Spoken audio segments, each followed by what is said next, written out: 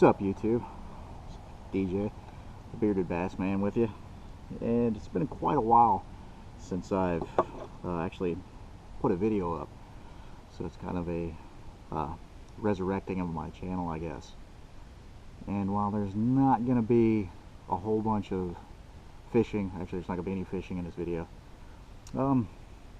just wanted to go over something that I've been toying around with for a little over a month now. And for those of you that have been following me on Instagram knew that a little over a month ago, maybe closer to 2 months ago, I posted a picture with this spool of line right here. And very cheap line.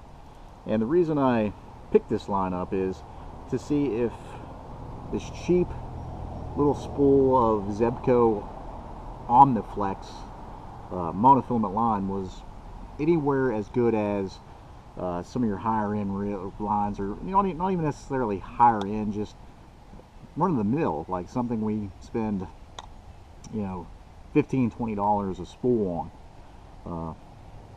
Actually got 700 yards of monofilament line for like $1.87. So there's a lot of line here, but the question is it anywhere near fishable for an angler who spends a decent amount of time on the water? I go through monofilament pretty quickly. I mostly spool it up and throw it on cranking rods and spinnerbait rods, stuff like that, but I go through a lot of it quickly. I cycle spools more regularly than I guess some people do.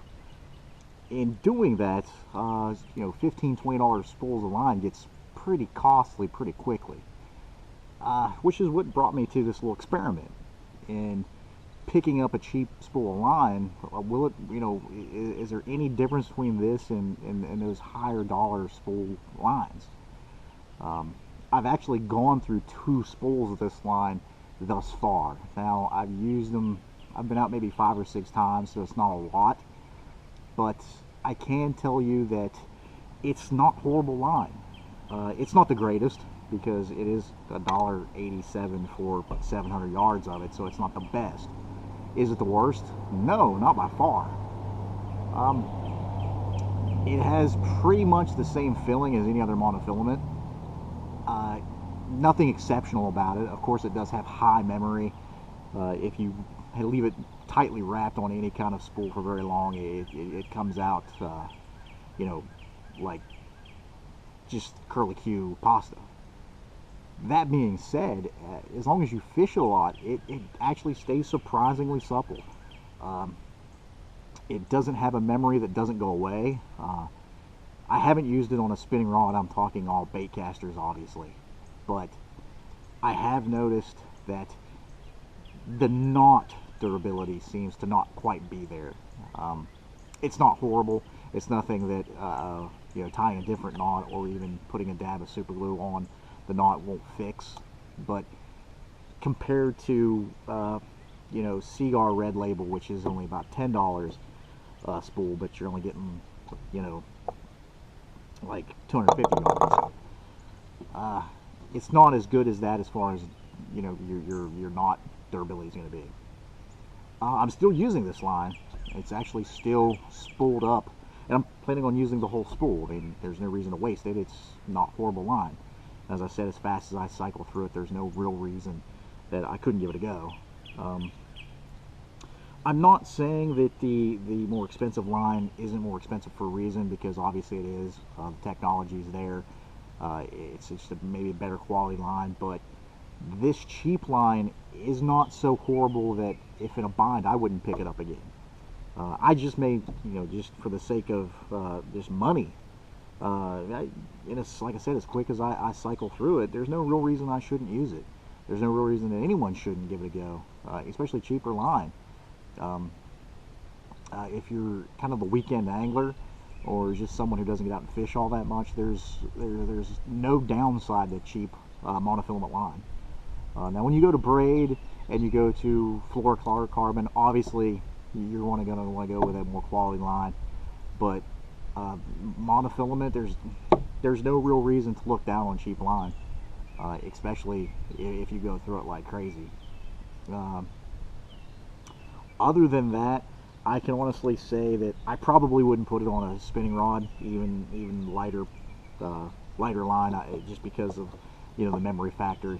It would be more of a headache than it would be worth. But putting it on the bait caster as I have, I wouldn't hesitate to suggest it to anybody. I'm in no way affiliated with Zebco, by the way. This was just the line at the local Walmart that was the cheapest, and I decided to go ahead and do with my experiment with it. Had trilene, the giant spool of trilene, or Red Cajun, I believe it is. Those are also cheaper brands that I haven't had a chance to actually spool up, and I don't think I will, just because they're different colors. The red crawfish or red cajun, whatever it is red, and being a bass fisherman, I wanted clear, or at least close to clear. But the experiment has been a bit of a success. I have found that I could find a cheaper alternative to monofilament that I can throw on my cranking rod and just go through it like a crazy person, I guess, and not worry about having to purchase another spool of line that